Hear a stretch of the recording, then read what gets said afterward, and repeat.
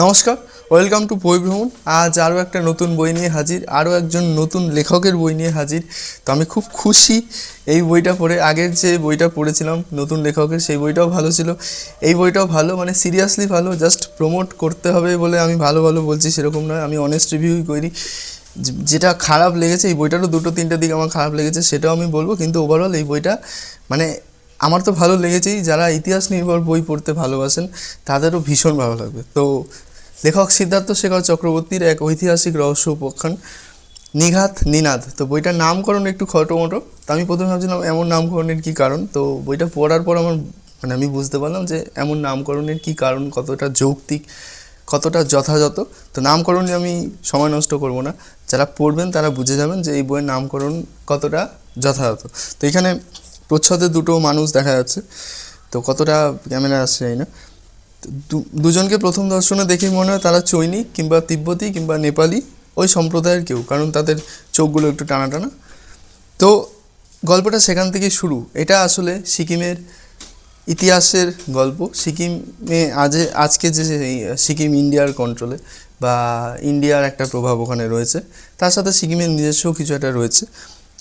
কিন্তু সিকিমের রাজতন্ত্রের কিভাবে অবসান হয়েছিল, সিকিমের রাজতন্ত্রের অবসানের আগে সিকিমের ইতিহাস কী ছিল, সিকিমের অন্দরমহলে কী চলছিল, সিকিমের যে রক্তগর্ভ ইতিহাসের কাহিনী, সেটা হচ্ছে এই বইটায় ফুটে উঠেছে। তো সিদ্ধার্থ শেখর চক্রবর্তীর এটা প্রথম উপন্যাস, তার সাথে আমার কথা হয়েছে। তো প্রথম উপন্যাস হিসাবে তিনি এমন টপিক চুজ করেছেন, মানে যে টপিক নর্মালি মানুষ বলতে পারবে না, যদি না তার পড়াশোনা থাকে, তার একটা জায়গা নিয়ে ইন্টারেস্ট থাকে। আর সেই ইন্টারেস্ট থেকে তিনি লাইব্রেরি ঘুরে বই জোগাড় করে, তথ্য জোগাড় করে, সেইটা নিয়ে বসে অধ্যবসায় করে এতটা ডেডিকেশন দিলে এই বইয়ের জন্ম হয়। তো তার যে এই যে মানে স্ট্রাগেল, অবশ্যই স্ট্রাগেলই বলছি, বা এই যে তথ্য জোগাড় করে এই বইয়ের গল্প ভাবা, তার সাথে অবশ্যই নিজের কিছু কল্পনা রয়েছে। কারণ প্রাককথনে তিনি পরিষ্কার লিখে দিয়েছেন যে এখানে 3টে চরিত্র রয়েছে, সেই 3টে চরিত্র হচ্ছে আসল, নাম পরিবর্তিত অবশ্যই, কিন্তু তারা ছাড়া বাকি যে চরিত্রগুলো রয়েছে তারা কিন্তু মানে আসল নয়। কিন্তু পড়ার সময় আপনার একবারের জন্য মনে হবে না যে তারা গল্পের বাইরের কেউ, মনে হবে যে তাদেরই মানে তারাও ইতিহাসের পার্ট, তাদের গল্প আমরা আজকে 2026 এসে পড়ছি। তো হ্যাটস অফ তার জন্য, মানে এই বই লিখতে গার্ডস লাগে আর কি। আর তিনি এমন একটা টপিক চুজ করেছেন যে যার সম্বন্ধে বাংলা সাহিত্য হয়তো তেমন কোনো বই নেই, অ্যাটলিস্ট আমি শুনিনি। দার্জিলিং নিয়ে বই রয়েছে, নর্থ বেঙ্গল নিয়ে বই রয়েছে, কিন্তু সিকিম নিয়ে কি আপনার কখনো মনে হয়েছে যে আপনি এই ভূখণ্ডে যাই, সেখান থেকে কয়েকদিনের ছুটি কাটিয়ে ঘরে ফিরি, কিন্তু সেই ভূখণ্ডের আজকের যে অস্তিত্ব, সেই অস্তিত্ব থাকতোই না যদি না মানে এই যে বইটায় যা যা লেখা আছে সেগুলো হতো আর কি। তো সিকিম হয়তো নেপাল বলছি, চীনের কাছে চলে যেত, কিংবা এখনও সিকিমে ইংরেজ শাসন চলতো আর কি। তো দারুণ বই। মানে আর একটা জিনিস যেটা আমি প্রথমেই বলে দিই, বইটা কিন্তু যথেষ্ট একমুখী, মানে কেউ যদি ভীষণ এন্টারটেনমেন্ট আশা করেন ওই বই থেকে, সেটা কিন্তু পাবেন না। এটা একটা মানে এর যে ব্যাকগ্রাউন্ডটা সেটা যথেষ্ট লার্জ, কিন্তু এই বইটার যে টপিক বা যেটা গোল সেটা খুব স্পেসিফিক। তো সেই গোলটা লক্ষ্য করাই একমাত্র লক্ষ্য ছিল লেখকের। তো সেটার জন্য তিনি যা যা ক্যারেক্টার নির্মাণ করেছেন, যা যা ইভেন্ট নির্মাণ করেছেন, সেগুলো সবই ওই গোলটাকেই কেন্দ্র করে বা ওই গোলটার দিকেই এগোয়। তো এমন না যে মানে ব্যাকগ্রাউন্ডটা লার্জ কিন্তু অহেতুক কিছু নেই।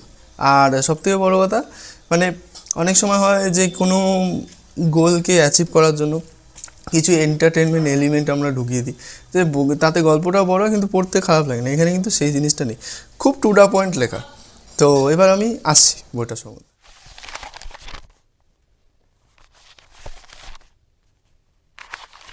তো এবার এই বইটার গল্প নিয়ে একটু বলি। তো প্রথম কথা, আমি ইতিহাস নির্ভর বই খুব একটা পড়িনি, সেই জন্য হয়তো আমার একটু বেশি ভালো লেগেছে। কিন্তু যারা ইতিহাস নির্ভর বই পড়তে পড়তে অভ্যস্ত, তাদের এই বই ভালো লাগবে, কারণ এই রিলেটেড বই আপনি পড়েননি। মানে এটা ইতিহাস নির্ভর বই হলেও একদমই হাটকে একটা বই।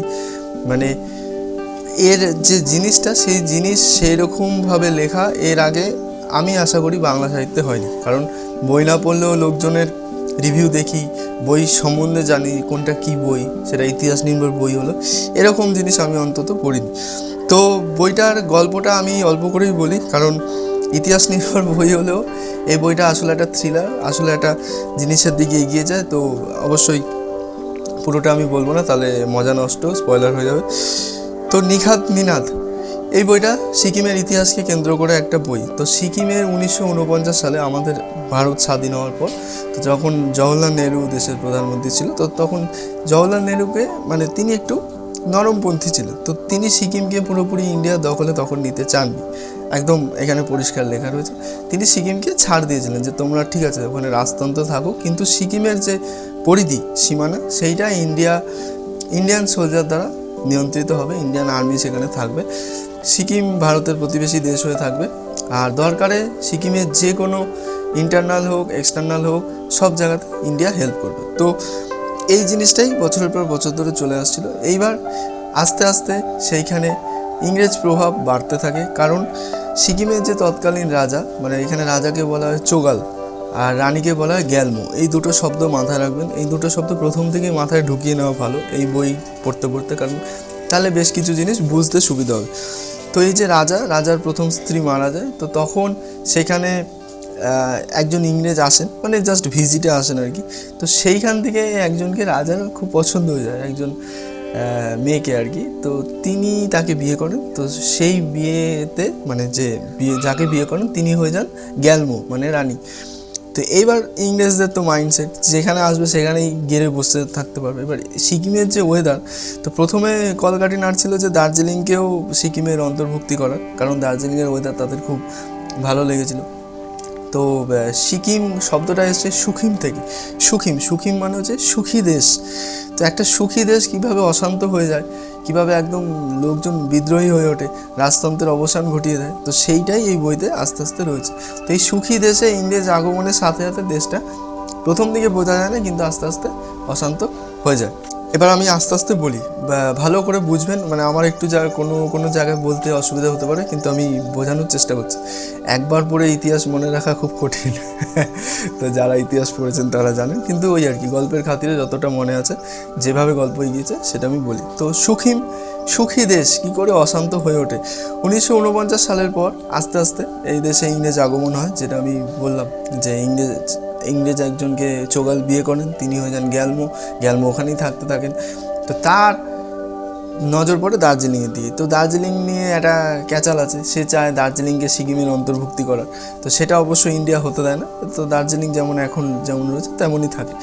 এবার ইংরেজদের সাথে তখন চীনের খুব ভালো সম্পর্ক ছিল। তো এবার ইংরেজরা চায় যে যেটা হয় তখন যেটা হতো যে বাইরের যে শক্তিগুলোকে তাদের সাথে হাত মিলিয়ে সে চীনের যে চীন তো তখন তিব্বতকে নিয়ে নেয়, তো তিব্বতের পার্ট করে দেওয়ার চেষ্টা করছিল সিকিমকে।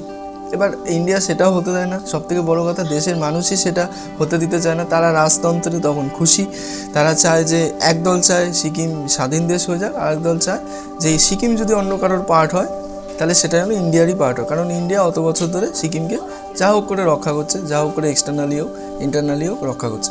এইভাবে এটা চলতে থাকে। তো কিন্তু এই যে দোলাচল, সিকিমে 3টে পার্টি রয়েছে, মানে সিকিমের যে পলিটিক্যাল পার্টি, একটা ন্যাশনাল পার্টি আর বাকি 2জন পার্টি রয়েছে। তো ন্যাশনাল পার্টি হচ্ছে বেসিক্যালি রাজতন্ত্র যারা কায়েম রাখতে চায় সেই সাপোর্টার, আর বাকি 2টো পার্টির উদ্দেশ্য সেম, কিন্তু নীতিগত কিছু পার্থক্য রয়েছে, সেই জন্য তারা 2টো পার্টি বানিয়েছে। তাদের দাবি হচ্ছে তারা ইন্ডিয়ার অন্তর্ভুক্তি হওয়ার।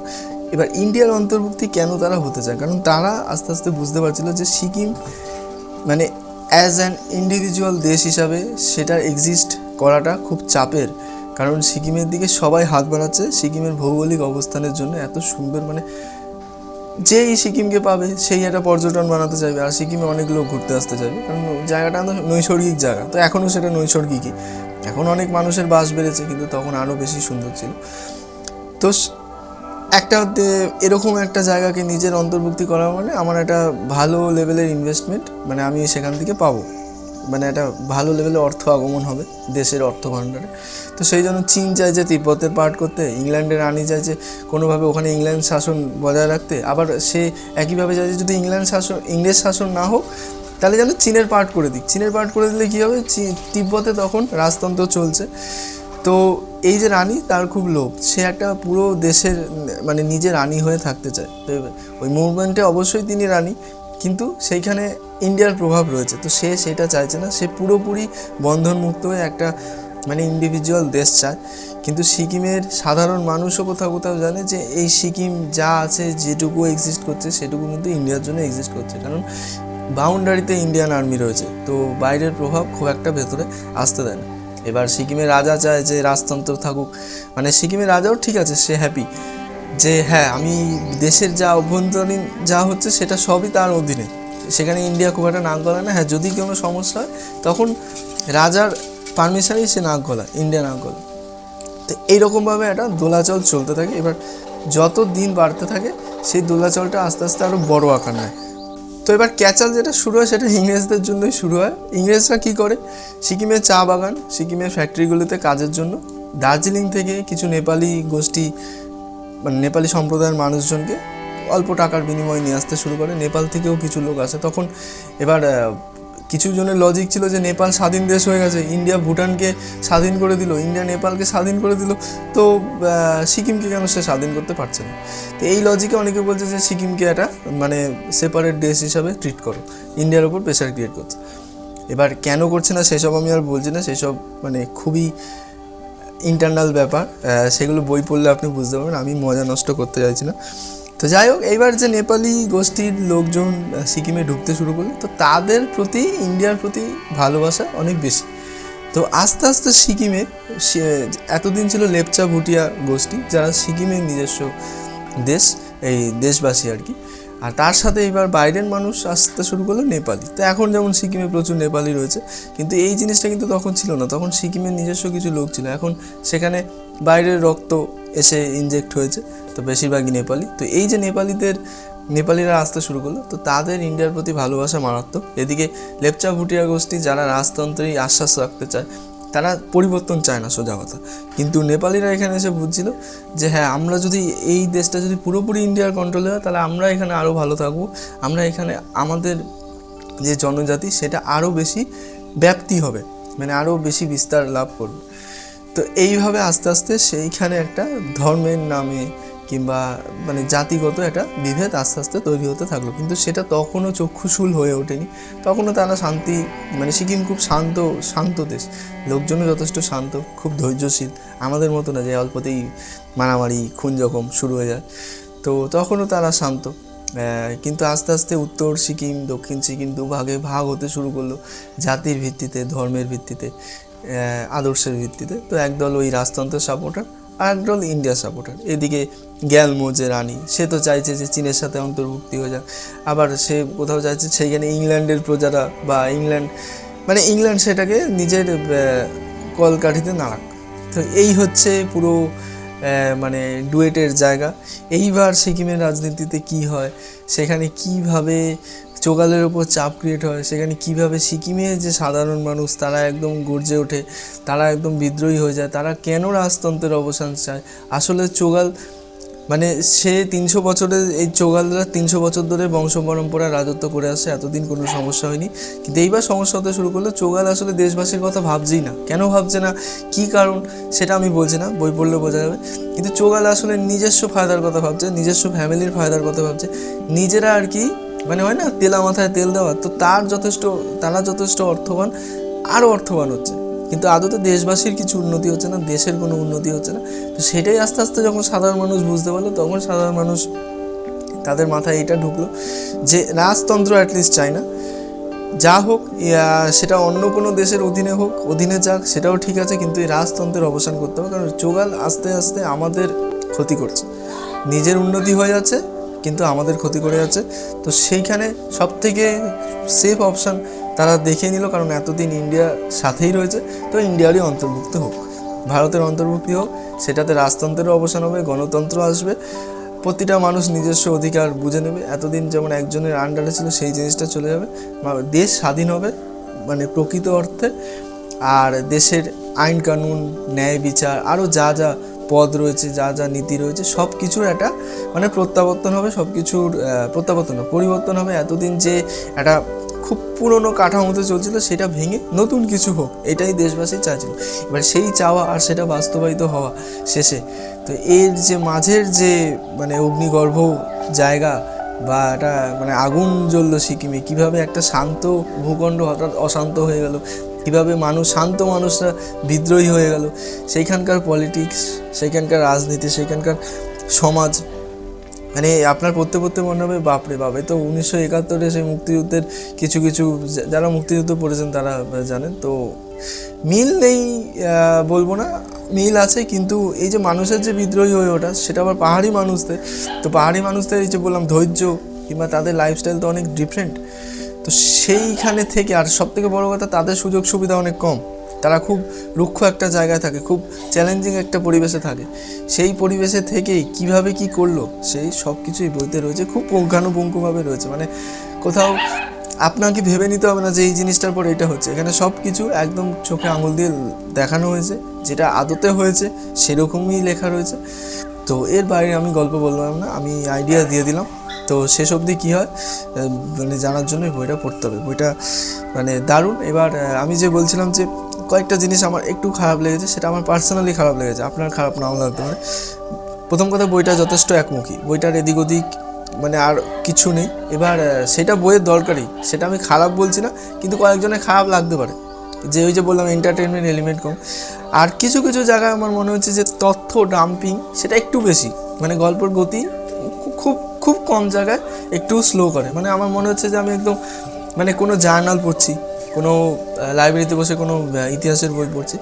তো কিছু কিছু জায়গায় সেটা দরকার, কিছু কিছু জায়গায় আমার মনে হয় যে ঠিক আছে গল্পই তো পড়ছি আসলে, তো আরেকটু যদি তথ্য ডাম্পিংটা কমিয়ে গল্পের আকারে সেটা নিয়ে যাওয়া যেত তাহলে সেটা ভালো হতো। ব্যাস এই দুটো জায়গা আমার একটু খারাপ লেগেছে, বাকি কোনো খারাপ লাগেনি। খুব টু দা পয়েন্ট বই, মানে খুব স্পিডে এগোয়। আর সবথেকে বড়ো কথা, মানে আপনি একবার যদি ঢুকে যেতে পারেন, এই যে আমি খারাপগুলো বললাম সেগুলো আপনার মনে আসবে না, এগুলো বই পড়ার পর আপনার মাথায় আসবে যে হ্যাঁ কিছু কিছু জায়গায় একটু মানে তথ্য সমৃদ্ধ বা তথ্য ভাণ্ডারটা একটু বেশি। তো সেটা যদি একটু কমও হতো মানে খারাপ লাগতো না, কারণ অলরেডি অনেক কিছু এখানে বলা আছে, অলরেডি অনেক কিছু আমরা জেনে গেছি। তো সিদ্ধার্থ শেখর চক্রবর্তী মানে বিশাল পড়াশোনা করে এটা লিখেছেন, আমি বারবার যেটা বলছি। তো মানে দারুণ, মানে তাকে কুর্নিশ জানাতেই হয় যেরকম একটা টপিকে লিখেছে। তো এবার চরিত্রগুলো নিয়ে আমি একটু বলি। তো গল্পটা শুরু হচ্ছে শুভবিমল বাবু বলে একজন রয়েছেন, তিনি কলকাতার একজন মানে একটা সংবাদ পত্রিকার কর্ণধার। তো তার আন্ডারে অনেকজন কাজ করেন। তো তিনি জয় বলে একজন আছে, মানে সেই রিপোর্টার আর কি, সোজা কথা সাংবাদিক। তো জয়কে বলে যে তুই সিকিমে যা, সিকিমে একটা হিউজ চেঞ্জ হতে পারে, সেটার সাক্ষী থাক, সেখানে গিয়ে তুই সময় কাটিয়ে প্রতি শনিবার দিন আমাকে একটা আপডেট দিবি, মানে লিখে পাঠাবি, যেটা আমি কলকাতা সংবাদ পত্রিকায় প্রকাশ করতে পারি, যেন দেশের মানুষ জানে যে এরকম একটা দেশ রয়েছে, এরকম একটা জায়গা রয়েছে, সেই জায়গাটার সম্বন্ধে তারা ওয়াকিবহাল হোক, তারা তাদের মতামত জানাক। তো এবার তখন সিকিমের ধরি মানে এখন যদি সিকিমের টেম্পারেচার -2 হয়, এটা 1972 সালের কথা, তো সেই -2টা তখন -8-9 হতো। তো এবার জয় যে সে ঠান্ডাকে খুব ভয় পায়। তো এবার সে দোনো করছিল প্রথমে, যাবো কি যাবো না, আমি এত ঠান্ডা সহ্য করতে পারবো কি পারবো না। তো তারপরে সে যায়, গিয়ে সেখানে তাকে একটা মানে কন্ট্যাক্ট দেওয়া হয়, সেই কন্ট্যাক্ট সাথে সে যোগাযোগ করবে, কিন্তু গিয়ে দেখে সেই কন্ট্যাক্টটাই নেই, কারণ সেই কন্ট্যাক্টটা সিকিমের অন্দরমহলে ঢুকে সে খবর যোগাযোগ করার চেষ্টা করছিল, সেই জন্য সে হারিয়ে যায়, মানে তাকে গুম খুন করে দেওয়া হয়। তো এরকম একটা জায়গাতে গিয়ে সে দাঁড়ায়। এবার জয় যেহেতু কলকাতার, তো এবার সিকিমের মানুষের মধ্যে যদি সে দাঁড়িয়ে থাকে অনেক ভিড়ের মধ্যেও তাকে চিনে ফেলা যাবে, কারণ তার গঠন, ফেসিয়াল এক্সপ্রেশন বা মুখের গঠন বা শারীরিক গঠন ওদের থেকে আলাদা। তো সেই জন্য অনেকেই তাকে চিনে ফেলছিল বা মানে ধরে ফেলছিল যে সে এইখানকার কেউ না, সে নিশ্চয়ই কোনো উদ্দেশ্য এসছে। তো সেটা নিয়েও একটা গল্প রয়েছে, সে কীভাবে সেখানে সারভাইভ করতে করতে তার কাদের সাথে দেখা হয়, কে কে তাকে হেল্প করে, কে কে তার ক্ষতি চায়, সেই সবের মধ্যে থেকেও সে আর্টিকেল লিখে মানে এই কলকাতায় পাঠাচ্ছে, কলকাতায় পত্রিকা সেটা প্রকাশ হচ্ছে। সেই কলকাতার পত্রিকা প্রকাশের পর মানুষজনের কি মানে তারা কীভাবে রিয়াক্ট করছে, তারা কি কমেন্ট করছে, তারা সিকিমের থেকে আর কি মানে সিকিমকে তারা কি হতে দেখতে চাইছে, মানে ইন্ডিয়ার অন্তর্ভুক্তি নাকি রাজতন্ত্রই থাকুক। তো এই একটা জিনিস রয়েছে। তো এখানে যেমন একটা মানে চলমান ইতিহাস রয়েছে, তেমনি মানুষের মাইন্ডসেট কীভাবে চেঞ্জ হচ্ছে সেটাও কিন্তু রয়েছে। আর একটা জিনিস, এটা আমি বলতে ভুলে গেলাম, আগের কথাতেই বলা উচিত ছিল, যে এখানে সিকিমের যারা রয়েছে নিজস্ব অধিবাসী, এমনকি যারা নেপাল থেকে এসে কিংবা দার্জিলিং থেকে গিয়ে ওখানে কাজ করছিল, তারা কিন্তু প্রকৃত অর্থে খুবই দেশপ্রেমী। তো তারা কিন্তু সিকিমকে যথেষ্ট ভালোবাসে। তো তারা এমন না যে জাস্ট নিজেদের স্বার্থে চায় সিকিমের রাজতন্ত্রের অবসান হোক, তারা আদতেই চায় যে সিকিমের রাজতন্ত্রের অবসান হয়ে গণতন্ত্র হোক, কারণ সেটাতে দেশের উন্নতি হবে, মানুষের উন্নতি হবে, তাদের নিজস্ব উন্নতি হবে। তো এই জিনিসটা কিন্তু খুব ভালো করে এখানে দেখানো হয়েছে। তো এবার জয় যায়, এবার ওখানকার ক্যারেক্টারগুলো আস্তে আস্তে আসতে থাকে। তো প্রথম কথা আমার একটু অসুবিধা হচ্ছিলো যে কিছু কিছু নাম, সেগুলো ছেলে নামে আমি বুঝতে পারছি না। তো প্রথমে আসে কর্মা একজন ছেলে, মিংমা হচ্ছে একজন মেয়ে, পেমাও হচ্ছে একজন মেয়ে। তারপর আরও কিছু কিছু ক্যারেক্টার আছে। তো এই তিনটেই মোটামুটি মেইন ক্যারেক্টার। তো কর্মা হচ্ছে ইন্ডিয়া সদ্য গঠিত হয়েছিল এখন যেটা আর কি ইন্ডিয়ার ইনভেস্টিগেশন, মানে কী বলে সিক্রেট যে এজেন্সি, সেই এর হয়ে কর্মা সিকিমে কাজ করছে। তো এইটা একটা গল্প রয়েছে, কারণ কর্মা আর মিংমা যে তারা দুজনে আসলে প্রেমিকা ছিল। তো মিংমা হচ্ছে সিকিমের যে রাজ দরবার, মানে যেখানে চোগাল আর গ্যালমো থাকে, সেই রাজ দরবারে সে কাজ করে, মানে 5 মাস খাটে। সিকিমের রাজ দরবারে 15-16 জন কর্মী রয়েছে, তারা বিভিন্ন কাজ করে। কেউ রান্নাঘর সামলায়, কেউ মানে বাসন কোসন করে, কেউ কাপড় চোপড় কাচে। তো এরকমই একটা কাজ মিংমা করে। তো এবার কর্মার সাথে মিংমার গত 350 দিন ধরে কোনো যোগাযোগ নেই, কারণ কর্মা তাকে বলেছিল যে আমি এর হয়ে কাজ করছি। তো তখন মিংমা বলেছিল, এই যে আমি বললাম যে তারা কিন্তু প্রকৃত অর্থে খুবই দেশপ্রেমী। তো তখন মিংমার মনে হয়েছিল যে তুমি দেশের সাথে বিশ্বাসঘাতকতা করছো। তখন কর্মা তাকে উত্তর দিয়েছিল যে আসলে আমি দেশপ্রেমী বলেই আমি ইন্ডিয়ার হয়ে এটা করছি, কারণ তুমি বুঝতে পারছো না, তুমি দূরদৃষ্টি সম্পন্ন হলে বুঝতে পারতে যে ইন্ডিয়ার অন্তর্ভুক্তি কতটা দরকার। তো সেটা আস্তে আস্তে পরে মিংমা বুঝতে পারে। কিন্তু মিংমা তখন যেহেতু কর্মা এই জিনিসটা করে, মানে এর হয়ে কাজ করে, তো তার সাথে সম্পর্ক মানে ভেঙে দেয়। তো সে মানে এমন অ্যাকসেপ্টই করতে পারে না যে তার যে প্রেমিক সে দেশদ্রোহী হয়ে গেছে, দেশের সাথে বিশ্বাসঘাতকতা করে ইন্ডিয়ার হয়ে কাজ করছে। তো তারা তখন যারা রাজতন্ত্রের মানে যারা চায় যে সিকিম নিজস্ব একটা দেশ হোক কিংবা রাজতন্ত্র বজায় থাকুক, তারা কখনোই চাইতো না যে ইন্ডিয়ার অন্তর্ভুক্তি হোক। সেই জন্য ইন্ডিয়ার হয়ে যারা কাজ করে তাদেরও পছন্দ না। সেই জন্য কর্মার সাথে মিংমার সম্পর্কটা ভেঙে যায়। তো এইটার একটা সুন্দর জিনিস হয়েছে, একটা প্রেম দেখানো হয়েছে তাদের মধ্যে। এবার আমি মনে হয়েছিলাম এবার মনে হয় গল্প থেকে সেটা বেরিয়ে যাবে, কিন্তু সবথেকে আশ্চর্যের কথা, আমার সবথেকে ভালো লেগেছিলো প্রেমটা আসলে গল্পটাকেই এগিয়ে নিয়ে চলে। তো প্রেমটা গল্পের বাইরে না, গল্পের সাথে ভীষণভাবে কানেক্টেড, খুব অল্প জায়গা জুড়ে রয়েছে, কিন্তু পড়তে ভালো লাগে। মানে মিষ্টি একটা ব্যাপার রয়েছে, একটা অপেক্ষার ব্যাপার রয়েছে, একটা মানে একজনের জন্য একজন অনেক দিন ধরে অপেক্ষা করে রয়েছে, কিংবা দেখা হবে করেও হচ্ছে না। তো তখন তার মনের কী অবস্থা, সেই জিনিসটা ভীষণ সুন্দর দেখানো হয়েছে। তো এই একটা জিনিসই এই পুরো গল্পের ফ্লোয়ের একটু বাইরে, কিন্তু সেটা মানে পড়তে খারাপ লাগে না, সেই জিনিসটাও দরকারি। তো সেটাই যে প্রেমটা গল্পটাকে কিন্তু আসলে এগিয়ে নিয়ে চলে, গল্পের বাইরে না। তো এই যে চরিত্র দুটো, সেটা খুব সুন্দরভাবে দেখানো হয়েছে। জয়ের চরিত্রটাও প্রথমে কনফিউজড, সে বরাবর একটু কনফিউজডই যে আমি এখানে কী করছি, সেটা আদতে করা কতটা ঠিক হবে। কিন্তু সে তার সাংবাদিকতা যেটা সেটাকে সে ভীষণভাবে ভালোবাসে। সেই জন্য সাংবাদিকদের একটু মানে চ্যালেঞ্জ অ্যাকসেপ্ট করতেই হয়, তাদের একটু সাহসী হতে হয়, বোল্ড হতে হয়। তো সেই জিনিসটা সে সবসময় এনজয় করে। সেই জন্য সে অনেকবার ভেবেছে যে এখান থেকে এবার আমার বেরিয়ে যাওয়া উচিত, এখানে আমার থাকা উচিত হচ্ছে না, আমার বিপদ হয়ে যেতে পারে। কিন্তু তারপরেও মনে হয়েছে যে আমি এখানে যদি থাকি, আমি যেটা দেখতে পারবো, যেটা চাক্ষুষ করতে পারবো, যেটা পুরো মানে আমার দেশের সংবাদপত্রে যেটা আমি তুলে ধরতে পারবো, সেটা আর কেউ পারবে না। তো সেই জন্য সেই কথা ভেবে সে শেষ পর্যন্ত ওখানে থেকে গেছে। তো এই জিনিসগুলো মানে চরিত্রগুলো খুব সুন্দর ফুটে তোলা হয়েছে এখানে। তো এই মোটের ওপর যা বলার সবই বলে দিলাম, এর বেশি বলবো না। বইটা পড়ে দেখবেন, বইমেলা চলছে। তো আমাকে লেখক এটা জানায়নি যে এটা তার প্রথম উপন্যাস, আমি অনেক পরে জানতে পেরেছি, নয়তো আমি এই বইটা অনেক আগে পড়তাম। আমি আসলে এত কিছুর মধ্যে রয়েছি, তো বইগুলো পড়তে আমার সত্যি সময় লাগছে। আর এই বইটা বিশেষ করে, আগের বইটা যেমন আমি পড়েছিলাম, সেটা আমি বলেছিলাম যে কারোর সাথে কথা বলতে বলতে হাসতে হাসতে পড়া যায়। এই বইটা কিন্তু সেরকম বই না, এটা একদম একাগ্র চিত্তে একাগ্র মন দিয়ে পড়তে হবে, নয়তো মানে এক তো ইতিহাস নির্ভর লেখা, তো অনেক জিনিস মনে রাখতে হবে বেসিক্যালি, কারণ এটা গল্প নয়, গল্পের মতো করে এটাকে মনে রাখা যায় না। প্রতিটা ছোটো ছোটো ডিটেলস আমাকে হয়তো একবারের জায়গায় 2-3 বার করে পড়তে হচ্ছে, যেন আমার মনে থাকে, কারণ আমি জানি যে এরপরে আমাকে এটা নিয়ে বলতে হবে। তো খুব মানে অন্যরকম একটা বই, বইমেলার বই, অক্ষর সংলাপ প্রকাশনীর বই। ও যেটা বলতে ভুলে গেছি, বইয়ের কোয়ালিটি কিন্তু দারুণ। মানে এখনকার বইগুলোর কোয়ালিটি, আগের বইটাও দেখলাম এই বইটাও দেখলাম, মানে পেজ কোয়ালিটি কিংবা এই যে প্রচ্ছদ বা এই যে হার্ড বাইন্ডিং দারুণ। মানে পয়সা খরচ করে বানানো হয়েছে সেটা পরিষ্কার বোঝা যায়। তো হাতে নিয়ে একটা প্রিমিয়ামনেস কিন্তু ফিল হয়। তো অক্ষর সংলাপ প্রকাশনীর বই, দাম কত? দাম লেখা রয়েছে 350 টাকা। বইমেলায় হয়তো 10% ছাড়ে পাবেন, কিংবা বইমেলার পরে আরও বেশি ছাড়ে পাবেন। তো যদি যান বইমেলায়, এই বইটা কিন্তু হাতে তুলে নিতে পারেন। এই বইটা আপনার উইশ লিস্টে রাখতে পারেন যারা ইতিহাসধর্মী বই পছন্দ করেন, যারা ঐতিহাসিক থ্রিলার পছন্দ করেন। লেখককে অনেক অনেক ধন্যবাদ এই বইটা পাঠানোর জন্য। তার লেখনী সত্তা বা তার যে ভাবনা চিন্তা, সেটাকে কুর্নিশ জানাই যে এমন একটা টপিককে এত সুন্দরভাবে মানুষের কাছে তুলে ধরার জন্য, কারণ এটা অনেকের কাছে অজানা। আজকের মতো এটুকুই থাক। তো আমি অরিক, এই চ্যানেলে বাংলা বই, বাংলা সাহিত্য নিয়ে কথা বলে থাকি। যদি নতুন লেখক লেখিকারা থাকেন যাদের মনে হয় যে আমার বই অনেক বইয়ের ভিড়ে হারিয়ে যাচ্ছে, আমাকে পাঠাতে পারেন। যদি আমার পড়ে ভালো লাগে তবেই আমি চ্যানেল থেকে আপনাকে, আপনার লেখাকে, আপনার বইকে প্রমোট করব।